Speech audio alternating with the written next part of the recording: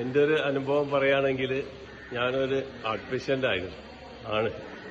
ഒരു 3 മാസം മുന്നേ ഞാനൊരു ടെസ്റ്റിന് പോയിരുന്നു, കംപ്ലീറ്റ് ചെക്കപ്പ്. അത് കൂടുതൽ ഈ TMT ടെസ്റ്റ് അല്ല, ആ റണ്ണിങ് അത് എനിക്ക് കംപ്ലീറ്റ് ആക്കാൻ പറ്റിയില്ല. അതായത് നടക്കാൻ കഴിയുന്നില്ല. പിന്നെ ECG അതിലൊക്കെ ഇഷ്യൂസ് ഉണ്ടായി.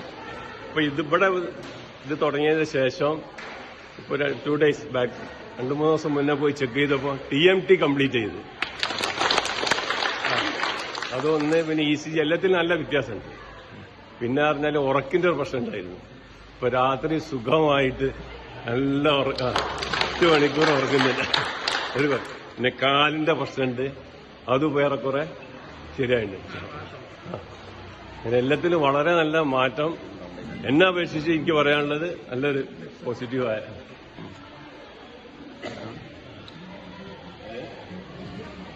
പിന്നെ അധികം അതിന് വേണ്ടിയിട്ട് നമ്മുടെ ലോക്ക്ഡൌന് വളരെയധികം ഇത്ര സന്ദർഭം ഉണ്ടാക്കിയതിനും എല്ലാവരും എന്റെ ഭാരവാഹികളും എല്ലാവർക്കും പ്രത്യേക നന്ദി.